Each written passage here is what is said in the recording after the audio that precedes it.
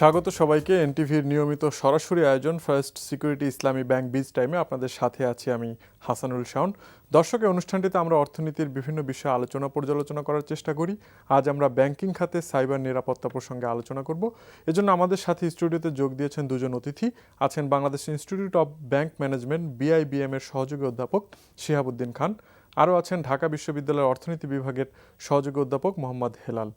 স্বাগত আপনাদের দুজনকে আমাদের স্টুডিওতে। তো প্রথমেই জনাব শিহাবুদ্দিন খান, আপনার কাছে আসবো যে সাম্প্রতিক সময় আমরা যেই ঘটনাগুলো দেখছি, এটিএমে একটি ঘটনা ঘটলো, স্কিমিংয়ের মাধ্যমে কার্ডের তথ্য চুরি করে একটি জালিয়াতি চক্র বেশ কিছু গ্রাহকের টাকা তুলে নিল। তারপরে সবচেয়ে আলোচিত যে বিষয়টা বাংলাদেশ ব্যাংকের রিজার্ভ থেকে অর্থ চুরি, সেখানে হ্যাকারদের দিকেই এখন পর্যন্ত অভিযোগ উঠছে যে তারাই বাংলাদেশ ব্যাংকের সার্ভার থেকে হ্যাকিংয়ের মাধ্যমে সুইফট কোডের মাধ্যমে কিছু ইনস্ট্রাকশন দিয়ে টাকাগুলো ফিলিপাইন এবং শ্রীলঙ্কায় পাচার করে। তো একটু দর্শকদের ধারণা দেওয়ার জন্য, মানে হ্যাকার বা জালিয়াতকারী যারাই এই কাজগুলো করছে তারা আসলে কোন পদ্ধতি অবলম্বন করে এই ধরনের অপরাধগুলোর সাথে জড়াচ্ছে? Thank you. তো আসলে হ্যাকিং যে শব্দটা আর কি, মানে হ্যাকিংয়ের শব্দটা হচ্ছে যে প্রত্যেকটা অর্গানাইজেশনের যে অটোমেটেড সিস্টেম থাকে বা আইটি বেস সিস্টেম থাকে, তো ওই সিস্টেমের সিকিউরিটি এনশিওর করার জন্য কতগুলো সিকিউরিটি মেজার্স অবলম্বন করা হয়। তো হ্যাকারদের কাজ হচ্ছে যে প্রত্যেকটা অর্গানাইজেশনের যে সিকিউরিটি সিস্টেম আছে ওটাকে বাইপাস করে বা ওটাকে ব্রেকডাউন করে তাদের সিস্টেমে অ্যাক্সেস করে, তারপরে কনফিডেন্সিয়াল ইনফরমেশন ক্যাপচার করা অথবা কোনো ডেটাকে মডিফাই করে ফেলা। তো এটাকে সাধারণত হ্যাকিং বলে। দ্যাট ইজ যে কোনো অর্গানাইজেশনের একটা সিকিউর সিস্টেমের যে সিকিউরিটি মেজার্স ওটাকে ব্রেকডাউন করে আনঅথরাইজড অ্যাক্সেস করা, ওটাকে হ্যাকিং বলা হয় আর কি। তো আসলে হ্যাকিং হলো সাইবার ক্রাইমের একটা এক্সাম্পল। হ্যাঁ, world wide there are millions of cyber criminals or cyber attackers এবং they creates the cyber attack through the different types of methods. এর ভিতরে একটা মেথড হচ্ছে অ্যাকচুয়ালি হ্যাকিং, যেটা অলরেডি এটা কনসেপ্ট নিয়ে আলোচনা করলাম। এরকম ওয়ার্ল্ড ওয়াইড আরও অনেক ধরনের সাইবার অ্যাটাকের এক্সাম্পল আছে, যেমন ফিশিং অ্যাটাক আছে, তারপরে এরকমভাবে আপনার ডস অ্যাটাক আছে, হ্যাঁ, মেল বোম্বিং অ্যাটাক আছে, এরকম আরও অনেক ধরনের অ্যাটাক আছে। তো বেসিক্যালি যারা হ্যাকার, তো তারা বিভিন্ন ধরনের মেথড অ্যাপ্লাই করে একটা সিকিউর সিস্টেমে ঢুকে সাধারণত একটা ফাইন্যান্সিয়াল ফ্রড তারা ক্রিয়েট করে। সেক্ষেত্রে মানে আমরা আমাদের দেশের যে ঘটনাটি ঘটলো, বাংলাদেশ ব্যাংকের যে ঘটনাটি ঘটলো, মানে সেখানে কোন পদ্ধতিতে হয়েছে বলে আপনারা মনে করছেন? ওখানে ওরা যে পদ্ধতিটা এখানে অ্যাপ্লাই করেছে সেটা ওটাই, যে কারণ বাংলাদেশ ব্যাংকের যে আপনার যে ফান্ড ট্রান্সফার সিস্টেম, যেটা স্পেশালি থ্রু দ্য সুইফট, এটা তো আসলে হাইলি সিকিউর সিস্টেম। তো আসলে মানে পেপার থেকে যেটা আসছে সেটা হলো যে ওরা আসলে একটা মালওয়্যার ইনজেকশন করেছে, যেটা বেশিরভাগ যে জিনিসটা আসছে আর কি, যে বাংলাদেশ ব্যাংকের লোকাল যে সার্ভারটা, তো সেটাতে আসলে অ্যান্টিভাইরাস প্রোগ্রামও ছিল ইনস্টলেশন করা, তারপরে ফায়ারওয়ালও ছিল। তো আসলে সামহাও সে হয়তো ফায়ারওয়ালটা প্রপারলি আপডেটেড ছিল না, অথবা অ্যান্টিভাইরাসটা প্রপারলি আপডেটেড ছিল না, অথবা ডিঅ্যাক্টিভেট ছিল, হ্যাঁ, অথবা সে এত মানে একটা স্ট্রং একটা সে হ্যাকিং স্ক্রিপ্ট ইউজ করেছে, যে আসলে হতে পারে যে সে মালওয়্যারের যে সিকিউরিটি ফিচার্স অথবা অ্যান্টিভাইরাসের সিকিউরিটি ফিচার সেটাকে সে বাইপাস করে সামহাও সে লোকাল সার্ভারে ঢুকে সে সুইফট মেসেজকে সেন্ড করার জন্য যে সিকিউরিটি ক্রেডেনশিয়ালস, এটা সামহাও সে ক্যাপচার করেছে। ক্যাপচার করে তারপরে সে একটা লেজিটিমেট একটা পেমেন্ট ইনস্ট্রাকশন ক্রিয়েট করে সেটা সে সুইফট চ্যানেলে পাঠিয়েছে। তো ফলে সুইফট চ্যানেল তো আর ওটাকে সে আইডেন্টিফাই করেছে প্রপার পেমেন্ট ইনস্ট্রাকশন হিসেবে, সে এটাকে আইডেন্টিফাই করেছে। মোহাম্মদ হেলাল, আপনার কাছে একটু আসবো। এই যে মানে ব্যাংকিং খাতকে ঘিরে আমরা এই যে সাইবার অ্যাটাকগুলো দেখছি, কেন্দ্রীয় ব্যাংকের আগেও আমরা দেখেছি যে দেশীয় কিছু ব্যাংকের বুথ থেকে এই একই ধরনের ঘটনা। তো মানে এখানে আসলে মানে কি করণীয় আছে এই সেক্টরের? আসলে এখানে আমার যেটা মনে হয় সেটা হলো, একটা তো এখানে টেকনিক্যাল ব্যাপার আছে, কিন্তু টেকনিক্যালিটির পাশে আপনার ক্যাপাসিটির যেটা দক্ষতার একটা অভাব এখানে আছে। কিন্তু যেমন উনি যেটা বললেন যে সুইফট চ্যানেলে আপনার এই কোডটাকে আপনার পাঠানোর জন্য যা যা করা দরকার হ্যাক করে সেগুলো নিয়ে তারপরে সুইফট কোডটা পাঠিয়েছে। আপনি পরে দেখবেন ডক্টর আতিউর রহমান কিন্তু বলেছেন লাস্ট ডেতে সম্ভবত যে এখন 3টা চ্যানেলে আপনার সুইফট কোড পাঠানো হবে। একটা হলো আপনার মানে যে সুইফট চ্যানেল যেটা, আরেকটা হলো আপনার ইমেল কনফার্ম করবে, আরেকটা হলো আপনার ফ্যাক্স করবে। তাহলে আপনার যদি 3টা চ্যানেলে যেত তাহলে কি হয়, আপনার যেখান থেকে আপনার ক্লিয়ার করবে তারা জানতো যে আমি খালি আপনার মানে একটা চ্যানেলে আমি পেলাম এটা, আর 2টা চ্যানেলে ওয়েট করতো। তো ফ্যাক্স করবে কে, সেটা তো আপনার হ্যাক করার ব্যাপার না এখানে। ইমেলের ব্যাপারটা হয়তো ওখানে হ্যাক করার ইয়ে থাকতে পারে, কিন্তু ফ্যাক্সে আটকে যেত, তাই না? এখন যে মেজারটার কথা বলছেন সেটা আগে কেন নিলেন না? একটা আপনাকে প্রিএম্প্ট করতে হবে যে কী হতে পারে। এখন প্রত্যেকটা ক্ষেত্রে আমরা ভ্যাকসিন দিই কেন? যাতে একটা প্রবলেম না হয় তার আগে আমরা একটা ভ্যাকসিন দিই না, যেখানে সম্ভব প্রিভেনশন যেটা। তা আমাদের অনেক ক্ষেত্রে আমরা প্রিএম্প্ট করতে পারি না। ফলে এখন যেই সলিউশনগুলোর কথা উনি বললেন যে 3টা চ্যানেলে যেতে হবে, 3টা চ্যানেল দিক থেকে কনফার্ম করলে তারপরে আপনার ক্লিয়ারেন্স আসবে, তাই না? তো সেখানে আমি মনে করি যে খানিকটা ম্যানেজমেন্ট দক্ষতা বা ক্যাপাসিটির ব্যাপার আছে। শুধুমাত্র টেকনিক্যাল জায়গায় আপনার হ্যাক করে ফেলেছে, আমি সেটাকে পুরো দোষ দিচ্ছি না। তাহলে এই ক্যাপাসিটির যে বিষয়টা, ঠিক আছে, সেই বিষয়টা আপনি দেখবেন যে আজকে সেন্ট্রাল ব্যাংকে আমরা দেখছি, আপনি যদি কমার্শিয়াল ব্যাঙ্কগুলোর ক্ষেত্রে যান সেখানেও কিন্তু আপনারা দেখবেন যে আপনার কাউন্টার মেজার্স আছে কিনা, বা আপনার কোনো একটা জায়গায় আপনি যখন কোনো একটা ইনস্ট্রাকশন দিচ্ছেন সেখানে কোনো একটা চেক অ্যান্ড ব্যালেন্সের বিষয় আছে কিনা। এখন আজকে এই যে আপনার মানে গ্লোবালাইজড ওয়ার্ল্ডে আপনি যখন অনলাইন অ্যাক্টিভিটিজের মাধ্যমে সব কিছু করছেন, সেটা তো প্রত্যেকটা দেশই করছে, প্রত্যেকটা অর্থনীতির ক্ষেত্রে কিন্তু একই প্রসিডিওর। তাহলে সেখানে সেন্ট্রাল ব্যাংকে মানে হ্যাক হয় না, কিন্তু আমাদের হয়েছে কেন? আমার কাছে যেটা মনে হয় যে যতটা না আপনার এটা আমরা অনলাইনে গিয়েছি সেই কারণে হয়েছে, তার চেয়ে বেশি হলো আমাদের ম্যানেজমেন্ট ফেলোর যেটা। এখন আমি মনে করি যে যেহেতু একটা আপনার সিরিয়াস লেভেলে ঘটার পরে আমরা রিয়েলাইজ করছি যে বিভিন্ন চ্যানেল থেকে আপনার একটা ব্যালেন্স করার বিষয় আছে, যদি সেগুলো আমরা করতে পারি, আর যদি এখন যে ঘটনা ঘটেছে যদি সামনের দিকে আমরা দেখি যে না এই ধরনের কোনো ঘটনা ঘটছে না, এবং আরও কীভাবে উনি যে অনেকগুলো চ্যানেল বললেন, আরও কীভাবে আপনার এই সিস্টেমটাকে আপনার মানে ইনভ্যালিড করে দিয়ে, হ্যাঁ, হ্যাক টু ডেথ যেটা আর কি, মানে এটাকে আপনার একবার ডেস্ট্রয় করে দিয়ে যেভাবে তারা ওয়ার্ক করছে, আরও কী ওয়ে আছে সেগুলো ফাইন্ড আউট করে যদি আমরা প্রিভেন্টিভ অ্যাকশন নিতে পারি, তাহলে আমার মনে হয় যে হয়তো নিয়ার ফিউচারে বা ফিউচারে আমরা দেখব না এরকম কিছু একটা। আর সেক্ষেত্রে একটা ঘটনা হয়তো একবার ঘটতে পারে, সেন্ট্রাল ব্যাংকের টাইম মনে করি একবারও ঘটা উচিত না। তারপর আপনি দেখবেন যে ব্যাংকিং সিস্টেমে যদি আপনি দেখেন আমেরিকা বা অন্যান্য উন্নত দেশে আমি দেখেছি যে আপনার মানে আমরা যখন ক্রেডিট কার্ড ইউজ করি অনলাইনে, সেখানে কিন্তু সিস্টেম আছে, পেপল অন্যান্য সিস্টেম আছে, যে আমি যদি এমনিতে আপনার যে কোনো একটা অনলাইনে গিয়ে একটা মানে ক্রেডিট কার্ড আমি ইনফরমেশন দিই, তাহলে অনেক সময় কিন্তু এটা অ্যাবিউজ হয়। তো সেখানে কিন্তু আপনার অ্যাবিউজিভ প্র্যাকটিস কিন্তু আপনার সব জায়গায় আছে। এখন কথা হলো যে এটার এগেনস্টে আমি কি মেজার্স নিলাম।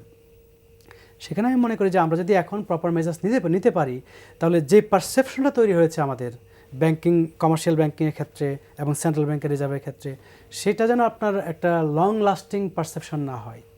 সেটা যেন এমন হয় যে একবার ভুল হতেই পারে, একবার হয়েছে বাট উই ফিক্সড ইট, রিকভারির দিকে যেতে হবে আসলে, আর যেন না হয়। হ্যাঁ, আমরা আবার তো এবার শিহাবুদ্দিন খান আপনার কাছে আসি যে আমরা মানে প্রযুক্তির যে ব্যবহার আমরা করছি ব্যাংকিং সেক্টরে, সেখানে আসলে মানে কি দুর্বলতার কারণে এই দুর্ঘটনাগুলো ঘটছে, মানে এখনো দুর্বলতার জায়গাগুলো আমরা কি আছে, আর একটা হচ্ছে যে মানে আমরা আসলেই একটা মানে ঝুঁকিপূর্ণ অবস্থানে আছি কিনা।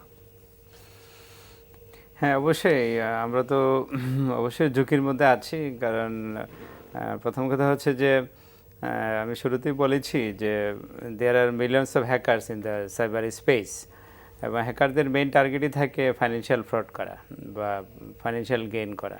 তো এই জন্য আলটিমেটলি যেখানে ফাইন্যান্সিয়াল ট্রানজ্যাকশন হয় বা ইলেকট্রনিক মানি ট্রানজ্যাকশন হয়, ওই ধরনের এনভায়রনমেন্টেই তাদের বেশি অ্যাটাক করার প্রবণতা থাকে। তো সেই হিসেবে banking sector one of the leading organisation who execute all types of financial organisation. তো সেই ক্ষেত্রে যেহেতু ইলেকট্রনিক ব্যাংকিং এনভায়রনমেন্টে অ্যাটাকের সংখ্যাটাও বেশি, তো যে কারণে সবসময় এখানে ঝুঁকি রয়ে গিয়েছে। আর সাথে সাথে যারা হ্যাকার্স অ্যাটাক করে, তো তারা কিন্তু নিত্য নতুন তাদের অ্যাটাকের যে ডাইভার্সিফিকেশন সেটাও করে, কারণ তারা স্পেসিফিক কোনো একটা অ্যাটাক করে, তো যখন অ্যাটাক হয়ে যায়, ফাইন্যান্সিয়াল ফ্রড হয়ে যায়, তখন আবার কাউন্টার মেজার্স নেয় অর্গানাইজেশনগুলো। তো তখন তারা আবার নিত্য নতুন পদ্ধতি চিন্তা করে যে এক্সিস্টিং যে সিকিউরিটি মেজার্স, আপডেটেড মেজার্স, সেটাকে আবার বাইপাস করে কীভাবে নতুন করে অ্যাটাক করা যায়। তো যে কারণে ব্যাংকিং সেক্টরে সবসময় ঝুঁকি রয়ে গিয়েছে, কারণ প্রত্যেক দিনই hundreds of thousands of malware create হচ্ছে ওয়ার্ল্ডে, এবং ব্যাংকিং সেক্টর অ্যাটাকের একটা বড় টুল হচ্ছে মালওয়্যার অ্যাটাক, যে মালওয়্যার অ্যাটাক করে স্পেসিফিক ব্যাংকের ইন্টারনাল যে নেটওয়ার্ক সেখানে স্পেসিফিক কোনো সার্ভার অথবা পিসিকে কম্প্রোমাইজ করে বা এফেক্টেড করে, ওটার মাধ্যমে সে সিস্টেমে ঢুকে তারপর সেটা ক্রাইম করে। তো এই জন্য অবশ্যই ব্যাংক তো অবশ্যই ঝুঁকির মধ্যে আছে। তো এখন এই ঝুঁকিকে মোকাবেলা করার জন্য সিকিউরিটি যে মেজার্সগুলো, হ্যাঁ, অর্থাৎ একটা ইলেকট্রনিক মানি সিস্টেম এনভায়রনমেন্টে অনেকগুলো সিকিউরিটি আসপেক্ট আছে। তো যতগুলো সিকিউরিটি আসপেক্ট আছে এই সব এরিয়াতে সমস্ত দুর্বলতাগুলো আমাদের দূর করতে হবে, যেটাকে আমরা বলি ভালনারেবিলিটি। মানে সেই দুর্বলতাগুলো কি আছে? দুর্বলতাগুলো আসপেক্ট হলো, যেমন আমরা যদি অনেকগুলো আসপেক্ট আছে, যেমন প্রথম হচ্ছে যে আপনার অ্যাওয়ারনেস যদি আমরা চিন্তা করি, আমি স্টেপ বাই স্টেপ যদি বলি আর কি, যেমন প্রথম হলো যে ইলেকট্রনিক মানি ট্রানজ্যাকশনে কাস্টমাররা জড়িত, হ্যাঁ, তারপরে এটাকে যারা অপারেট করে ব্যাংকার্স যারা আছে, ব্যাংকার্সরা জড়িত। ব্যাংকারদের মধ্যে অনেক ক্যাটাগরি আছে, একটা হলো এন্ড ইউজার যারা, তারপরে আইটি প্রফেশনাল যারা সিস্টেমটাকে অপারেট করে, তারপরে আপনার এক্সিকিউটিভ ম্যানেজমেন্ট আছে, বিজনেস ম্যানেজমেন্ট আছে, টপ ম্যানেজমেন্ট আছে। তা আসলে ঝুঁকিটাকে দূর করার জন্য বা সিকিউরিটিকে স্ট্রং করার জন্য এখানে প্রত্যেকটা পিপলেরই ভূমিকা আছে, ইন্ডিভিজুয়ালি তাদের রেসপন্সিবিলিটি আছে, ভূমিকা আছে। তো সেইগুলা প্রপারলি ডিফাইন করা। আর হলো যে এবং প্রত্যেকেরই সিকিউরিটি অ্যাওয়ারনেস ডেভেলপ করা, সাইবার সিকিউরিটি অ্যাওয়ারনেস ডেভেলপ করা, স্পেশালি টপ ম্যানেজমেন্ট এবং যারা বিজনেস ম্যানেজমেন্টে আছেন তাদের আসলে সাইবার ক্রাইম, সাইবার সিকিউরিটির যে পারসেপশনগুলো এগুলো আরও ক্লিয়ার করা দরকার। তা যদি তাদের সামনে এটা ক্লিয়ার হয়, তাদের পারসেপশনটা ক্লিয়ার হয়, তাহলে তারা কিন্তু আইটি ম্যানেজমেন্টকে তখন তারা ট্রিগার করবে যে তোমরা আমাদের সিকিউরিটিকে রোবাস করার জন্য তোমরা আরও বেশি তোমরা ইনিশিয়েটিভ নাও, যত প্রয়োজনে অতিরিক্ত বাজেট লাগলে সেটা আমরা দিব। হ্যাঁ, তো ফলে তারা কিন্তু আপনার আইটি ম্যানেজমেন্টকে ট্রিগার করবে। তো এই জন্য এটা একটা গুরুত্বপূর্ণ জিনিস যে টপ ম্যানেজমেন্টের সাইবার সিকিউরিটি পারসেপশন, হ্যাঁ, ক্লিয়ার করার জন্য তাদেরকে নিয়েও এরকম সেমিনার করা দরকার, হ্যাঁ, এরকম ফোকাস গ্রুপ ডিসকাশন করা দরকার, বিভিন্ন সেমিনার, সিম্পোজিয়াম, হ্যাঁ, আমার মাধ্যমে, হ্যাঁ, তাদের অ্যাওয়ারনেসগুলো ক্রিয়েট করা। এটা হলো অ্যাওয়ারনেস এবং পারসেপশন রিলেটেড যে বিষয়টা, সেখানে আমাদের অনেক দুর্বলতা আছে, এখানে কিন্তু অনেক স্টেপস নেওয়ার বিষয় আছে আর কি। আর আরেকটা হলো যে বাংলাদেশ ব্যাংকের গাইডলাইনে অলরেডি সিকিউরিটি গাইডলাইন সার্কুলেট করেছে, হ্যাঁ, যেটা ভার্সন 3 যেটা, তো সেখানে অনেকগুলো বিষয় নিয়ে আসছে, হ্যাঁ, সিকিউরিটি অ্যাসপেক্ট আর কি। যেমন একটা ওনারা বলেছে যে আপনার আইটি গভর্নেন্স ইস্যুটা নিয়ে আসছে, হ্যাঁ, যে আইটি গভর্নেন্স ইস্যুটার মধ্যে যেমন আসে যে একটা আইটি স্ট্র্যাটেজি কমিটি থাকতে হবে, হ্যাঁ, এবং ওই কমিটির মেম্বার কারা হবে, তাদের রুলস অ্যান্ড রেসপন্সিবিলিটি কী হবে সেগুলো ডিফাইন করে দিয়েছে। তারপরে আপনার সেগুলো কি আসলে মানে ব্যাংক ফলো করছে কিনা ব্যাংকগুলো? এখন যেহেতু রিসেন্টলি আমাদের আইটি গভর্নেন্স ফ্রেমওয়ার্কে অনেক দুর্বলতা ছিল, যথেষ্ট দুর্বলতা ছিল, তো যে কারণে আপনার মানে আমাদের যে আইটি স্ট্র্যাটেজি ওটাকে বিজনেস স্ট্র্যাটেজির সাথে অ্যালাইন করার জন্য আইটি গভর্নেন্স ফ্রেমওয়ার্কটা খুব গুরুত্বপূর্ণ বিষয় আর কি। তো যে কারণে সেন্ট্রাল ব্যাংক তাদের যে লেটেস্ট যে গাইডলাইন, সেখানে ওনারা আইটি গভর্নেন্সের উপরে অনেক আলোচনা করেছে এবং গাইডলাইন দিয়ে সাজেশন দিয়েছে। এখন অ্যাকর্ডিংলি এখন ব্যাংকগুলার এটা দায়িত্ব হয়ে গিয়েছে যে তারা অ্যাজ আর্লি অ্যাজ পসিবল, হ্যাঁ, according to the guidelines of new version of the central bank, তো তারা আইটি গভর্নেন্স ফ্রেমওয়ার্কগুলোকে কনফিগার করা, হ্যাঁ, তারপরে রুলসগুলোকে ডিফাইন করা, আইটি স্ট্র্যাটেজি কমিটি ডেভেলপ করা, তারপর আইটি এরকম সিকিউরিটি কমিটি ডেভেলপ করা, IT risk management committee develop করা। যে আমরা বুঝতে চাচ্ছি, আপনার কাছে একটু আসতে যাচ্ছি যে আপনি যেটা বললেন এই জায়গাগুলোতে তো ব্যাংকের আসলে অনেক কাজ করার আছে। তো মানে সেখানে আসলে বাংলাদেশের ব্যাংকগুলোর আসলে কতটা সতর্ক হওয়া উচিত, কারণ তারা মূলত গ্রাহকদের স্বার্থ জড়িত ব্যাংকের সাথে সবসময়, এবং আস্থারও একটা ব্যাপার আছে। তো সেই জায়গাগুলোতে আসলে ব্যাংকগুলোর করণীয় কি হওয়া উচিত? একটা তো আপনার মনে করেন যে এটা একটা ব্লাড সার্কুলেশনের মতো, মানে আপনার ব্যাংকগুলো তো আপনার মানে একটা ক্রিটিক্যাল রোল এখানে প্লে করছে, এবং এই যে ট্রান্সমিশন চ্যানেলটা আপনার এই সঞ্চয়কারী সঞ্চয় টাকা ব্যাংকে রাখছে, মানে বাংলাদেশে তো মেইনলি ব্যাংকিং চ্যানেলটা, কারণ আমাদের শেয়ার মার্কেটটা অত মানে বিগ না। তো সেই হিসাবে আপনার এই চ্যানেলটার মধ্যে আপনার যদি আস্থা না থাকে, ফিনান্সিয়াল আপনার যে চ্যানেলটা আছে বা ফিনান্সিয়াল ট্রান্সমিশন চ্যানেল যেটাকে বলি, সেটা যদি আপনার আস্থা হারায় তাহলে কিন্তু আপনারা দেখবেন যে সঞ্চয় বিনিয়োগে ট্রান্সফার হওয়ার যে ব্যাপারটা, এবং যার মধ্যে আমার যত অর্থনৈতিক আপনার আছে আপনার আমরা দেখি আমরা ইন্ডিকেটর দেখি, সবগুলো কিন্তু আপনার ডিপেন্ড করছে সঞ্চয় কীভাবে বিনিয়োগে যাচ্ছে। তো সেই জায়গাটায় আমার কাছে মনে হয় যে ওনার সাথে আমি একমত পোষণ করে একটা জায়গায় বলবো যে আমরা এখন যে স্টেজে আছি, অনলাইন অ্যাক্টিভিটিস থেকে শুরু করে আমরা যে আপনার কানেক্টেড হচ্ছি গ্লোবালি, এবং এই যে সব কিছু আপনার মানে ইলেকট্রনিকেতে আমরা চলে যাচ্ছি, সেই জায়গাটা আমার কাছে মনে হয় যে যারা এই আপনার উন্নত বিশ্বে যারা প্রথমেই করেছে তারা শুরুতে আপনার এই ফেজে কী কী প্রবলেম ফেস করেছে, তাদের প্রবলেম ফেস করার আজকের যুগের প্রবলেম হয়তো পার্থক্য থাকবে, বাট তারপর আমরা কিন্তু সিমটম কিছু পাবো যে শুরুতে আপনার কী কী প্রবলেম তারা ফেস করেছে। প্রিএমটিভ যদি না হয় যে প্রত্যেকটা সমস্যা হয়ে গেলে তারপরে আমরা গেলাম, তো সবসময় কী হবে, যে কথাটা উনি বললেন যে হ্যাকার যারা একটা অটোমেটেড সিস্টেমে, সেখানে কি হচ্ছে আপনার যারা এই সিস্টেম আপনার করছেন মানে আপনার কন্ডাক্ট করছেন বা এটাকে আপনার অপারেট করছেন, তাদের থেকে তারা অলওয়েজ স্মার্টার কিন্তু হ্যাকাররা। তার মানে তারা ইনোভেটিভ ওয়েতে তারা কিন্তু আপনার কীভাবে সিস্টেমটা ব্রেকিং করা যায় এবং সেখান থেকে কীভাবে ফায়দা নেওয়া যায়, সেটা যদি হয়ে থাকে তাহলে আপনি যখন সিস্টেমটা অপারেট করছেন আপনাকে কিন্তু সেরকম স্মার্ট হতে হবে। তো সেজন্য আমি মনে করি যে এই ফেজে কী কী সমস্যা অন্যরা ফেস করেছে এবং আজকের বাস্তবতা কি, দুইটা মিলিয়ে আমাদের অনেক রিসোর্স দিতে হবে। যে কথাটা উনি বললেন বাজেটের কথা, রিসোর্স দিয়ে আমাদের ক্যাপাসিটি বিল্ড আপ করতে হবে।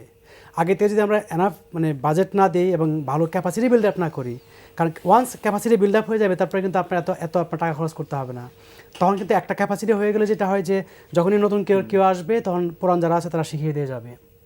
তো সেই জায়গাটা আমি মনে করি যে আমাদের বেশ রিসোর্স এখানে আপনার এলোকেট করতে হবে এবং সেই রিসোর্সটা প্রপারলি আপনার ইউটিলাইজ হচ্ছে কিনা, এবং অ্যাট দ্য সেম টাইম আপনি যে কথাটা বললেন যে বাংলাদেশ ব্যাংকের দিক থেকে আপনার আইটি রিলেটেড যে ইনস্ট্রাকশনগুলো আসবে, যে রেগুলেশন আসবে, সেগুলো মানছে কিনা সেটা ইমপ্লিমেন্ট করার বিষয়। তো শুধু আইটি কেন, আপনি দেখেন বাংলাদেশ ব্যাংক সেন্ট্রাল ব্যাংক হিসেবে রেগুলেটরি যত আপনার দিচ্ছে মানে ইন্টারভেনশন করছে, অনেক ক্ষেত্রে আপনি দেখবেন সেগুলো কিন্তু মানে মানছে না। আচ্ছা, এই তো আইটি গভর্নেন্স যেটা ইনস্ট্রাকশনগুলো আসছে, তো মানে সেটি মানার কথা আপনি বলছেন, এখানে আসলে কমার্শিয়াল ব্যাংকগুলোর নিজেদের স্বার্থে আসলে কতটা সতর্ক হওয়া উচিত? না, এখন খেয়াল করেন আপনি, এই যে যতগুলো কমার্শিয়াল ব্যাংকে যতগুলো আপনার ফ্রড হলো, যেগুলো আইটির বিষয় না, ঠিক আছে, হলমার্ক থেকে শুরু করে, এই কোনোটাই কি ওই ব্যাংকের জন্য ভালো ছিল? কোনোটাই কিন্তু সেই স্পেসিফিক ব্যাংকের জন্য বা ব্যাংকিং খাতের জন্য ভালো ছিল না। তাহলে হলো কেন? যারা করেছে তাদের জন্য ভালো, এবং তার সাথে তারা কি করেছে, ব্যাংকের মধ্যে থেকে কিছু লোককে নিয়েছে, মুষ্টিমেয় নিয়ে তাদেরকে কিছু সুবিধা দিয়েছে। তাহলে ওই যে আপনার সুবিধাবাদীরা এই ব্যাংকিং সিস্টেমে এসে ব্যাংকের কিছু সুবিধাবাদীকে সাথে নিয়ে তার রেগুলেশন যেটা আছে সেটাকে আপনার বাইপাস করে কিছু কাজ করেছে। ফলে ব্যাংকের স্বার্থে তো অনেক কিছু আপনার হওয়ার কথা না, কিন্তু হয়েছে। তো এখানে আমি বলছি যে এই যে আপনার মনে করেন যে রেগুলেশন, যেটা অন্যান্য ক্ষেত্রে আপনি দেখছেন যে মানে পলিটিক্যালি ইনভলভ হয়ে বা অন্যান্যভাবে যারা ডিরেক্টর ছিল ব্যাংকের, তারা অনেক সময় কিন্তু আপনার হস্তক্ষেপ করেছে, এবং সেন্ট্রাল ব্যাংক কিন্তু চাইলেও আপনার মানে ইমপ্লিমেন্ট করতে পারে না অনেক মানে ডিরেক্টিভস, অনেক পলিসি। এখন এই যে আপনার মানে আইটির ব্যাপারটা যেটা আসছে, একটা যে সেন্ট্রাল ব্যাংকের নিজের ওই এক্সপার্টিস নিয়ে বা তার ইফিসিয়েন্সি নিয়ে কোশ্চেন, এখন প্রশ্ন যে তারাই আসলে ওই লেভেলে অপারেট করছে কিনা। এখন আমি আশা করি যে সেন্ট্রাল ব্যাংকের বর্তমান যে ক্রাইসিসটা তৈরি হয়েছে, মানে আইটি নিয়ে আপনার যে ক্রাইসিসটা তৈরি হয়েছে হ্যাকিং নিয়ে, ওনারা হয়তো সলভ করবেন। কিন্তু কথা হলো যে ওখানে বসে ওনারা সেই আপনার আলট্রা মডার্ন বা আপ টু ডেট আপনার কিনা, মানে এই যে ব্যাংকিং কমার্শিয়াল ব্যাংকিংয়ের ক্ষেত্রে আপনার যে ধরনের প্রবলেম হতে পারে, হ্যাকিং থেকে শুরু করে যা হতে পারে, সেটার ব্যাপারে তারা উনি ভালোভাবে বুঝেন কিনা। এবং তারা যদি আপ টু ডেট থাকেন তাহলে সেখানে সেন্ট্রাল ব্যাংকের একটা সেল নিশ্চয়ই থাকলে সেখান থেকে তারা প্রত্যেকটা কমার্শিয়াল ব্যাংকের যে নেটওয়ার্ক আছে, কমার্শিয়াল ব্যাংক আপনার আইটি যেভাবে ম্যানেজ করছেন সেখানে দেখবেন যে স্ট্যান্ডার্ড মেনটেন করছে কিনা। তাহলে সেদিক থেকে আপনার রেগুলেটরি বডি হিসেবে বাংলাদেশ ব্যাংকের ক্যাপাসিটি থাকতে হবে, এবং সেই ক্যাপাসিটি দিয়ে বাংলাদেশ ব্যাংক আপনার দেখবে যে প্রত্যেকটা মানে আপনার ব্যাংক তার আইটি সেক্টরটাকে আপ টু ডেট রাখছে কিনা। যদি সেটা না হয় এবং যদি সেখানে রিসোর্স আমরা এনাফ না দিই, তাহলে আপনার সেন্ট্রাল ব্যাংকের প্রবলেম না হয় আমরা সলভ করলাম, কিন্তু কমার্শিয়াল ব্যাংক কিন্তু আপনার ওটা কিন্তু আরও বেশি আপনার মানে ফ্রেজাইল। কমার্শিয়াল ব্যাংকগুলো যেভাবে অপারেট করছে সেখানে কিন্তু আপনার মনে করেন যে মানে অনেকগুলো ব্যাংক, অনেক হাত, এবং আপনার মানে বাহির থেকে অ্যাটাক করার অনেক আপনার কিন্তু থাকে, এবং এটা বহির্বিশ্বে অনেক হয়েছে। তো আমার কাছে মনে হয় যে যারা আপনার মানে ডিজিটাইজড হয়ে গিয়ে যারা এগুলোকে ভালো ম্যানেজ করছে উন্নত বিশ্বে, তাদেরকে দেখে কিন্তু আপনার মনে করেন যে বাংলাদেশের মতো ইমার্জিং কান্ট্রি যারা, তারাও কিন্তু ম্যানেজ করছে এবং সেখানে কিন্তু তারা দক্ষতার সাথে ম্যানেজ করছে। সে জায়গায় আমি মনে করি আমাদের ওই এক্সপিরিয়েন্সগুলো নিয়ে আমাদেরকে দেখতে হবে যে আমাদের কী করণীয় আছে। আচ্ছা, শিহাবুদ্দিন খান আপনার কাছে আসি। আমরা তো আসলে মানে সাম্প্রতিক বছরগুলোতেই খুব বেশি আপগ্রেডেশন হয়েছে, আমাদের ব্যাংকিং খাতে তথ্য প্রযুক্তির ব্যবহারটা বেড়েছে আর কি। তো সেটার জন্য আসলে আমরা কতটা প্রস্তুত ছিলাম, বা এই যে একটা খাপ খাওয়ানোর বিষয় আছে, আমি শুধু প্রযুক্তির মধ্যে গেলাম, সেখানে আমি খাপ খাওয়াতে পারছি কিনা, আমার ম্যান পাওয়ার আছে কিনা, আমি এই প্রযুক্তির সাথে পরিচিত কিনা, বা এটার ম্যানেজ করা, এটি ডে টু ডে আপডেট করা, এই বিষয়গুলোতে এতক্ষণ আলোচনা আসছে। তো সেই জায়গাগুলোতে আমরা যে তথ্য প্রযুক্তিটা ব্যবহার করছি সেটাকে নিরাপদ করতে মানে এখন ব্যাংকিং সেক্টরে আসলে কোন দিকগুলোতে নজর দেওয়া উচিত? হ্যাঁ, শুরুতে যেটা বলছি আর কি, সেটা হচ্ছে যে যে সেটা হচ্ছে যে ইলেকট্রনিক ব্যাংকিং এনভায়রনমেন্টে যেহেতু সবসময় ভালনারেবিলিটি থাকবে এবং অ্যাটাকও থাকবে, তো যে কারণে যখনই আমি কোনো অটোমেটেড সিস্টেম স্টার্ট করব, হ্যাঁ, স্পেশালি ইলেকট্রনিক ব্যাংকিং এনভায়রনমেন্টে নতুন কোনো প্রোডাক্ট বা সার্ভিস আমি স্টার্ট করব, সেখানে কিন্তু আমার প্রথমে নিরাপত্তার বিষয়টা স্ট্রংলি চিন্তা করতে হবে। যেহেতু যেহেতু এখানে অ্যাটাক সবচেয়ে বেশি ওয়ার্ল্ড ওয়াইড, তো এই জন্য সিকিউরিটি ইজ দ্য ফার্স্ট এই ক্ষেত্রে। তো এবং আমরা জানি যে আপনার সিকিউরিটি এনশিওর করার জন্য সিকিউরিটি 3টা কম্পোনেন্ট বলা হয় আর কি, যে 3টা কম্পোনেন্ট, একটা হলো টেকনোলজি, একটা হচ্ছে প্রসেস, একটা হচ্ছে পিপল।